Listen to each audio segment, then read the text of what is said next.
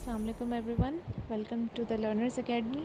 My name is Bahar Jan. I am clinical psychologist, trainer as well as the hypnotherapist, and we are doing the course of the neurological basis of the behavior. And today is our lesson 8. In today's lesson, we will discuss the major things about the genes and their experiences and their relationship with the behavior. तो behaviour के बारे में जो एक controversial statement है, ये controversial debate है कि वेदर आपका जो भी बिहेवियर है that is determined by the genes, ठीक है, और whether it is determined by the environment.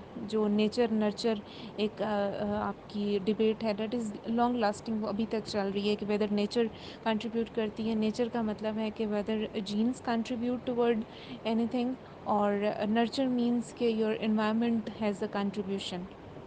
So still इसके बारे में जो स्टडीज़ कहती हैं, जो रिसर्च कहती है डेट इज़ कि कुछ आपके बिहेवियर हैं that are determined by the genes, ठीक है, एंड कुछ जो आपकी बिहेवियर हैं वो आपका इन्वायरमेंट मींस आपका जो नर्चर है वो उनको डिटर्मिन करता है. आप जिस इन्वायरमेंटल सेटअप में ग्रो कर रहे हैं, ठीक है, या जो भी आपका बैकग्राउंड है, आप उसके अकॉर्डिंग बिहेवियर लर्न करते हैं.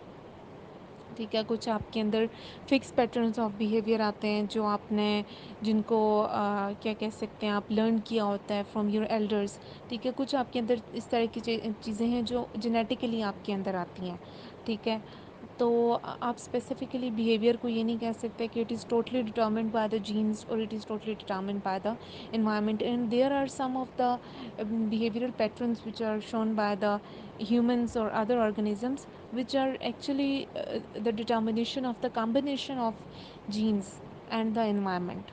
ठीक है, सो कुछ इस तरह के बिहेवियर्स भी हैं. समटाइम्स ऐसा होता है कि जो बिहेवियर प्रीवियसली जेनेटिकली डिटर्मिंड होते हैं वो लेटर ऑन तो कंटिन्यू कर रहे थे. समटाइम्स ऐसा होता है कि जो इन्वायरमेंटली लर्नड आपके अंदर बिहेवियर्स आते हैं वो in the later time period वो चेंज हो जाते हैं या मॉडिफाई हो जाते हैं due to the change in the environment.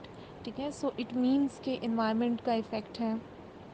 ठीक है, इन्वायरमेंट आपकी बिहेवियर्स को चेंज भी कर रहा है, आपकी बिहेवियर्स को प्रोड्यूस भी कर रहा है. ठीक है, इसमें फिर आपको जीन्स के बारे में पता होगा कि जीन्स क्या है. Genes are actually composed of the DNA है, उसमें आरएनए है. डीएनए जो है वो डबल स्ट्रैंडेड स्ट्रक्चर है, RNA is the single stranded structure.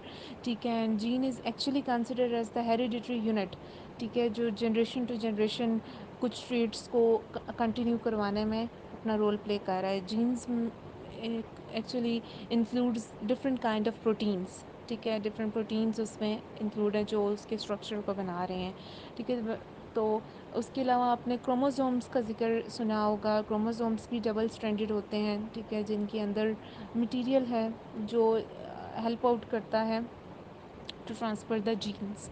ठीक है, फिर इसके अलावा दो कॉन्सेप्ट्स हैं जो इनको अंडरस्टैंड करना ज़रूरी है. One is the genotype and another is the phenotype. Genotype is something जो जेनेटिक करेक्टरिस्टिक्स हैं जो थ्रू जीन्स ट्रांसफ़र होते हैं, लाइक हेयर कलर है, आई कलर है.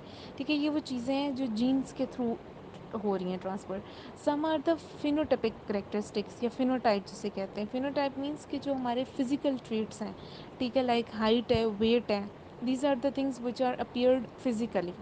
ठीक है, तो ये आपका फिनोटाइप है. So these are some of the basic things which you should understand in today's lecture. So this is all. Thank you.